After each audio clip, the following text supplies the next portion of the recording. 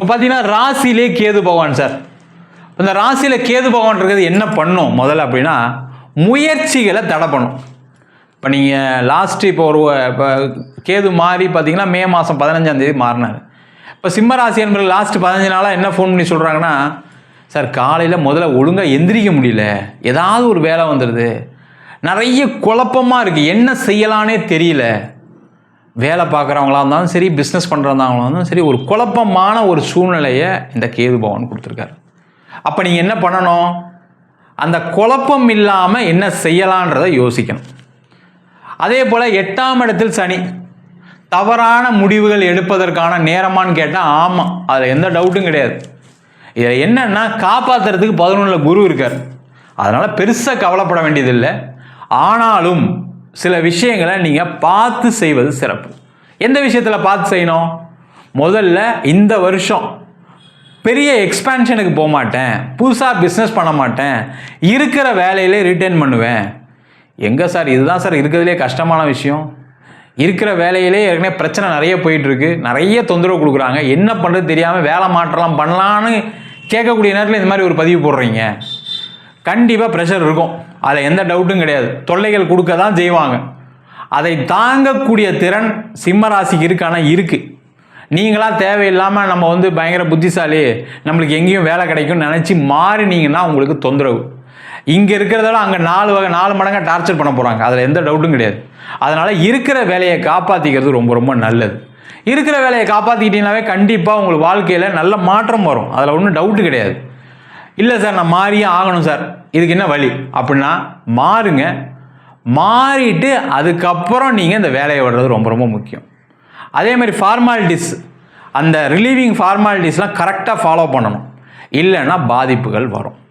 ஏன்னா இந்த அஷ்டமஸ்தானத்தில் இருக்கிற சனி பகவான் என்ன பண்ணுவார்னா, நீங்கள் மாறலான்னு சொல்லி கம்பெனியில் எல்லாம் அந்த கம்பெனியில் 2 மாதம் கழித்து ஜாயின் பண்ணலான்னு சொல்லி வாங்கிடுங்க, இங்கே ரிலீவ் பண்ண மாட்டாங்க, இல்லை இங்கே ஏதாவது தொந்தரவு கொடுப்பாங்க, இல்லை இங்கே ஏதாவது ஒரு பணத்தை கட்ட சொல்லுவாங்க, மாட்டிப்பீங்க, ஜாக்கிரதையாக இல்லைங்களா, சர்டிஃபிகேட் கொடுக்க மாட்டாங்க, இந்த மாதிரி பிரச்சனைகள் வரும்.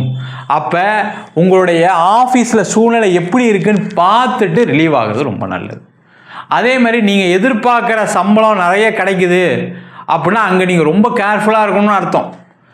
சார் நல்ல பொசிஷன் கொடுத்துருக்காங்க சார், நல்ல சம்பளம் கிடச்சிருக்கு, ஒரு வாட்டி பல தடவை செக் பண்ணிங்க, அந்த கம்பெனி உங்களுக்கு சப்போர்ட் பண்ணுமா, உங்களுக்கு அந்த வாழ்க்கை நல்லா இருக்குமான்னு யோசிச்சிங்க. இல்லைன்னா அங்கே போய் ஏடாகூடமாக மாட்டிட்டு அங்கே இருக்கிற வேலையை செய்ய முடியாமல் திருப்பி ஓட வேண்டிய சூழ்நிலை வரும், வேலையை விட வேண்டிய சூழ்நிலை வரும், இல்லை அவங்க வேலையை விட்டு அனுப்புவாங்க. அதெல்லாம் ஜாக்கிரதையாக இருங்க. முக்கியமாக பார்த்தீங்கன்னா அந்த ராசியில் இருக்கக்கூடிய கேது பிஸ்னஸில் அதிக கடனை கொடுப்பார்.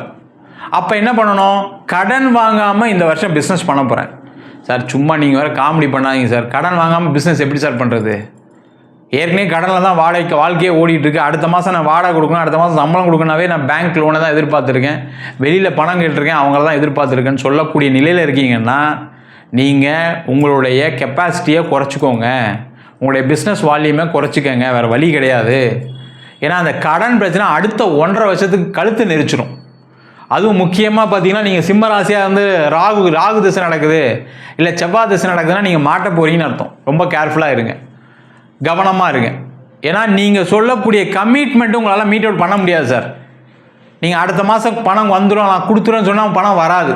அப்போ என்ன பண்ணுவீங்க, ஏனா கூடமாக மாட்டிப்பீங்க. ஜாக்கிரதையாக இருக்கிறது ரொம்ப ரொம்ப நல்லது. என்னென்னா இந்த 11ஆம் இடத்துல கூடிய குரு பகவான்னா பணத்தை கொடுப்பாரு, பணம் கொடுக்கும்போதே கடனும் சேர்ந்து வரும். அந்த கடன் கம்மியாக வாங்கிக்கிறது ரொம்ப ரொம்ப நல்லது. அதே போல் இந்த காலகட்டத்தில் நிறைய காதல் செய்யக்கூடியவர்களுக்கு ஒரு விரக்தியான சூழ்நிலையை இந்த ராசியில் இருக்கக்கூடிய கேது கொடுக்க போகிறார். காதலில் பிரேக்கப் ஆகும், இல்லை காதல்னு பண்ணுறேன்னு சொல்லி வீட்டில் போய் சொன்னால் ஒத்துக்க மாட்டாங்க. உங்களுக்கு தேவையில்லாத டென்ஷன், மனக்குழப்பம், தேவையில்லாத மன சஞ்சலங்கள், தேவையில்லாத ஒரு தப்பான முடிவுகள்லாம் எடுப்பீங்க. அது மாதிரி இல்லாமல் கொஞ்சம் கூலாக காமாக இருங்க. அடுத்த 1 வருஷம் கழித்து மேரேஜை பற்றி பார்ப்போம் அப்படின்னு பொறுமையாக இருங்க, இல்லைன்னா பிரச்சனை வரும். தேவையில்லாமல் காதலிக்கிட்ட சண்டை போடாமல் இருக்கிறதே ரொம்ப ரொம்ப நல்லது. அவங்க ஏதாவது சொன்னால் கூட கொஞ்சம் அட்ஜஸ்ட் பண்ணி ஜாலியாக போங்க, இல்லைனா பிரச்சனைகள் கண்டிப்பாக வரும், ஜாக்கிரதையாக இருங்க. அதேமாதிரி திருமணம் சார்ந்த விஷயத்தில் இந்த 11ஆம் இடத்துல கூடிய குரு கண்டிப்பாக உங்களுக்கு திருமண யோகத்தை கொடுப்பார், அதில் எந்த டவுட்டும் கிடையாது. ஆனால் 7ஆம் இடத்தில் ராகு, 8ஆம் இடத்தில் சனி, நீங்கள் 1 தடவைக்கு 2 தடவைக்கு உங்களுடைய வரன் பார்க்கும்போது ஜாதகத்தை பார்த்துக்கணும். எனக்கு இப்போ கல்யாணம் நடக்கிற யோகம் இருக்கா, எனக்கு கல்யாணம் பண்ணக்கூடிய வரன் எனக்கும் என் ஜாதகத்துக்கும் பொருத்தம் இருக்கா அப்படின்னு ஒரு ஜோசியரில் 2 ஜோசியரையும் பார்க்கணும். ஜோசியருடைய கண்ணையும் மறைக்கக்கூடிய ஒரு அமைப்பை இந்த கிரகங்கள் செய்யும். அதனால தான் நிறைய இடத்துல பிரச்சனைகள் வருது. அதனால் ஒரு ஜோசியருக்கு பதிலாக 2 ஜோசியர் கண்டிப்பாக பார்க்கணும். வரன் பார்க்கும்போது உங்களுடைய ஃபேமிலிக்கு பிடிச்சிருக்கா, பையனுக்கு பிடிச்சிருக்கா, பொண்ணுக்கு பிடிச்சிருக்கான்னு கேட்காம செய்யவே செய்யாதீங்க. அப்படி செஞ்சீங்கன்னா கடைசி நேரத்தில் அவங்களே வேறு ஏதாவது ஒரு தாட்ஸ் இருந்து கல்யாணத்தை நிப்பாட்டுறதுக்கான வழியை பிறக்கும். அதெல்லாம் கொஞ்சம் ஜாக்கிரதையாக இருங்க. அவங்களால சில அவமானங்கள் வரும், ஜாக்கிரதையாக இருங்க. அதே போல் இந்த காலகட்டத்தில் கணவன் மனைவி உறவு சார்ந்த விஷயங்களில் சில சஞ்சலங்கள், சில பிரச்சனைகள் வரும். கொஞ்சம் அட்ஜஸ்ட் பண்ணி போங்க. ஏன்னா இந்த சிம்ம ராசியில் பிறந்த ஆண்களும் சரி பெண்களும் சரி, நீங்கள் ரொம்ப டாமினேட்டிவாக இருப்பீங்க, பயங்கர டாமினண்ட்டாக இருப்பீங்க வீட்டில். அப்போ என்ன ஆகும், நல்லா இருக்கிற நேரத்தில் நீங்கள் ஏதாவது ஒன்று எக்ஸ்ட்ரா பேசினா கூட தெரியாது. நேரம் சரியில்லாத போது என்ன ஆகும், நீங்கள் ஏதாவது ஒரு வார்த்தை கரெக்டாக பேசினா கூட அது தப்பு, நீ எப்படி பேசலாம் அப்படின்னு சொல்லக்கூடிய கணவனும் மனைவியும் கண்டிப்பாக இந்த காலகட்டத்தில் இருக்க போகிறாங்க. அதெல்லாம் கொஞ்சம் ஜாக்கிரதையாக இருங்க. என்னென்னா இவ்வளோ பிரச்சனை இருந்தால் கூட இந்த குரு 11ஆம் இடத்துலேருந்து சில காப்பாற்று வேலையை செய்வார். பட் நம்மளும் அதை கொஞ்சம் சப்போர்ட் பண்ணணுமா இல்லையா, நம்மளும் கொஞ்சம் கரெக்டாக நடந்துக்கணுமா இல்லையா, அதுக்காக தான் ஒரு அவேர்னஸ்க்கான தான் இந்த பதிவு.